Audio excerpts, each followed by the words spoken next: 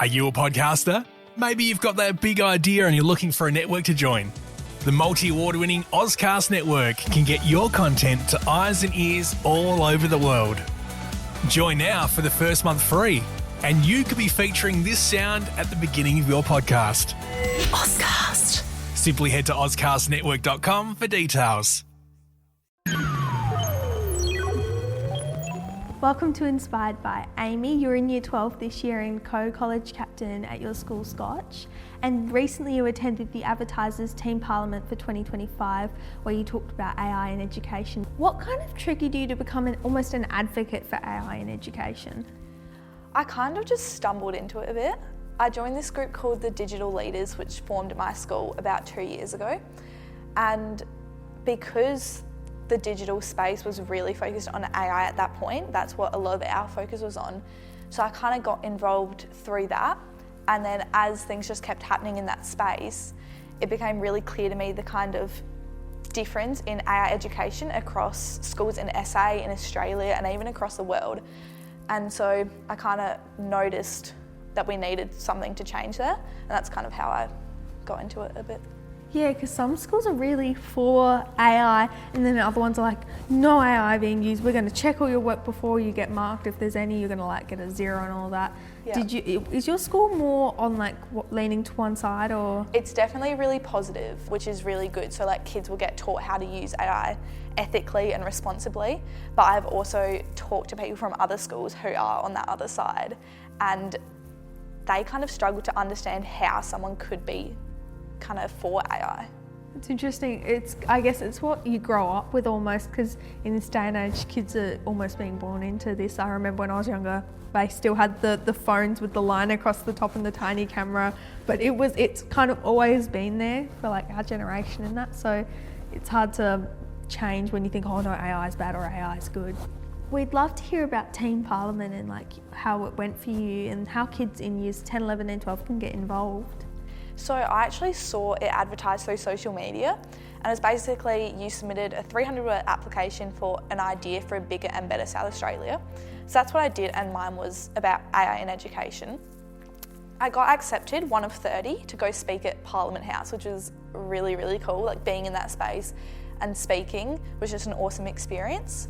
When I talked about AI in education, other students had a chance to respond, and that's what I found the most interesting, because almost all of the responses were about their concerns about AI and the role it has to play in education. And that just kind of showed me how these people who have these incredible ideas for SA and are the leaders of tomorrow are still really hesitant about using AI. So that was kind of something I really took note of, but also having the opportunity in Teen Parliament to listen to everyone else's ideas, which range from child safety to energy drinks to women in the ADF. It was just this really cool experience overall. Were you ever at one point kind of concerned about AI like some of the other people there, or has it always been more a positive kind of thing? For me, it's always definitely been a more positive thing, but I can 100% understand and do also have some concerns about AI. But my concerns are mostly about what happens if we don't teach people how to use it responsibly and correctly. Because it learns, because the more you input, the smarter it gets, and then that's like the one real big concern everyone kind of has. So people are scared, I don't want to give it my personal information, it's sent back to some server. And there's not really like a clear definition of what happens with the information either. Everything's like, no, this happens, no, it's this, or so it gets confusing. Yeah, exactly. And that's why we have to teach people, especially that like responsible side of its use, is things like not putting your personal information in. But it's definitely also not something to be afraid of. How did you go in Parliament House? Well, yeah, it was like a really cool experience, and chatting to people after I gave my speech about how I think AI in education should be taken and moved forward with. I got to talk to people about kind of their thoughts about it. Some really saw the value, some, like I said, were talking about their concerns. But I also got to kind of talk to some people about how there's actually been a new MP appointed for artificial intelligence, which is Michael Brown, who's the new Assistant Minister for Artificial Intelligence and the Digital Economy. And in Teen Parliament, there were 10 people selected for this scholarship. And I wasn't one of those people, but despite that, I really want to still move forward with this idea and maybe even be able to talk to this new assistant minister about the ideas that I have. With you advocating for AI in education, obviously people have their doubts, but would you like to shed some light on some of the benefits it has? Where I see the main benefits is firstly, our future is going to have AI in it. It's going to be interwoven almost every aspect and in ways we don't already know. So learning how to use AI tools, and when I talk about that, I'm not only talking about chatbots like ChatGPT, but like text to video, like image generators, everything that falls under AI is going to be in our future. So I think learning about how to use things ethically, responsibly, safely, I see the main benefits as being able to become more efficient and more effective in work and being able to kind of expand your thinking.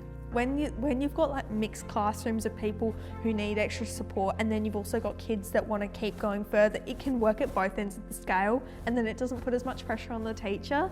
And with the teacher shortage, it's like almost relief teacher that can stay with the teacher in the classroom. It's actually really interesting that you say it's like a second teacher, because that's exactly how I think of it. It's like a second teacher or a mentor, or like just this little buddy in your back pocket that you can talk to, and it means that you don't constantly need someone else, but it can just help you and enhance your learning in whatever way you need.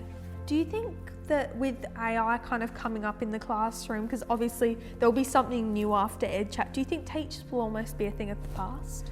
No, I don't think so. I don't think you can ever replace the teachers, but I think the teachers and students can both utilise AI to just become more effective and more efficient. Are you influencing to kind of help guide your school to use AI more positively? Yeah, especially at the start of when ChatGPT became a thing, we created this course that all students had to do for kind of ethical use. But I think one of the main ways that I'm kind of helping to guide and target the students is by going through the teachers, because they're the people who the students have contact with. So even in a few weeks, we've got another professional development with the teachers, and they can kind of role model to their students how they can be used. Are you a podcaster? Maybe you've got that big idea and you're looking for a network to join. The multi-award-winning Ozcast network can get your content to eyes and ears all over the world. Join now for the first month free, and you could be featuring this sound at the beginning of your podcast. Ozcast. Simply head to ozcastnetwork.com for details.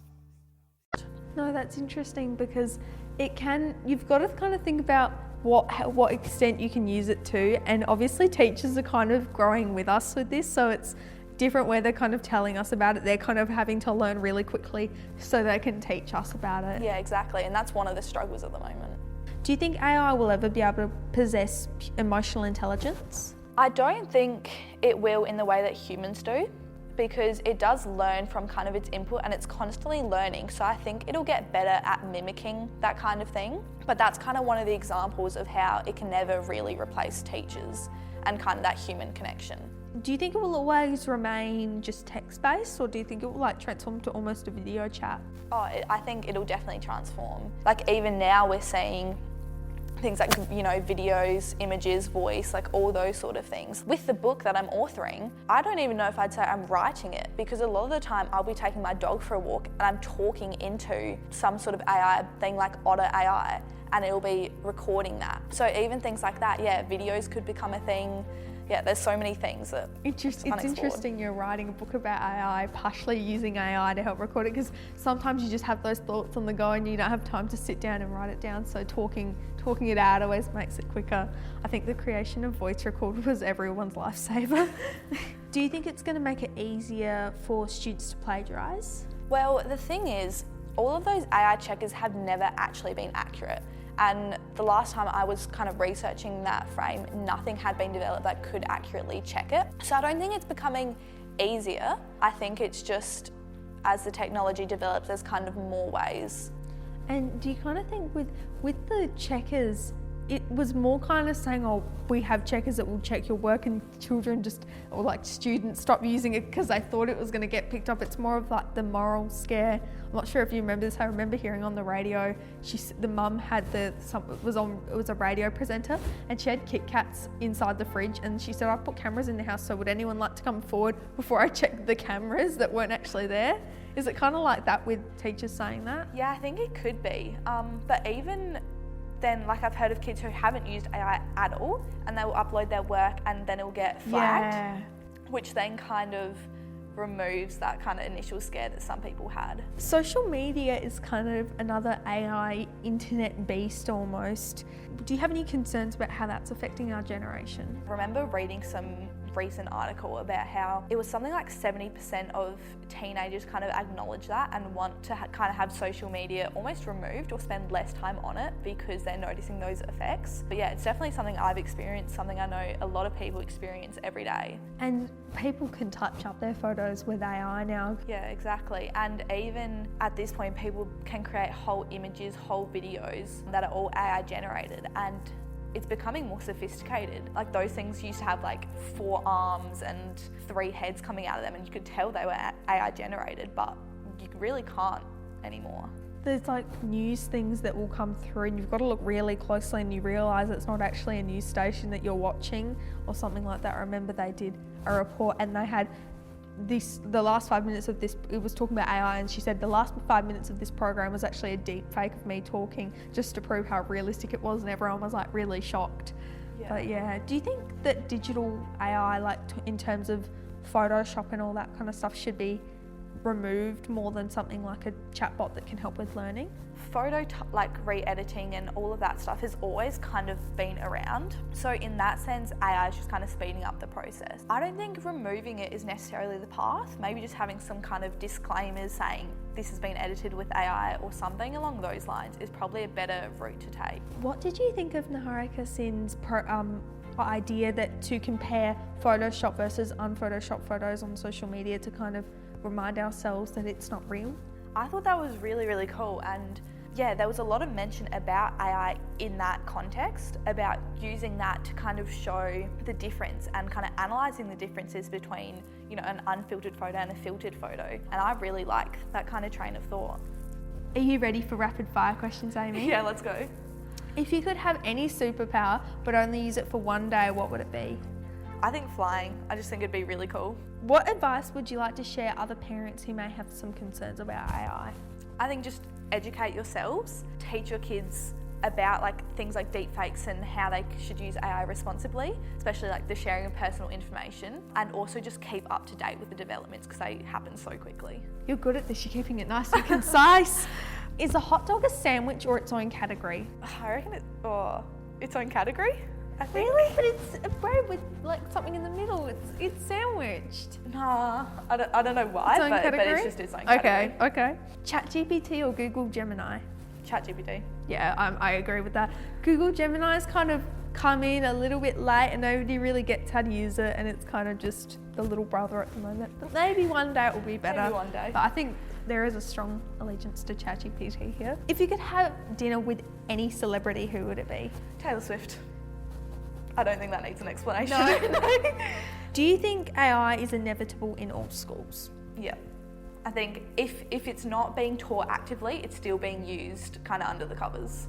What scares you the most about AI? I think when it's used in ways where people are trying to replace almost human judgment. Like I've heard about this one situation where it was used to decide which prisoners should get parole, and it was very biased, and I think the bias is a kind of big thing about AI, and any Caucasian prisoners it gave parole to, and any coloured people it didn't. So I think in situations like that it's just not good, clearly.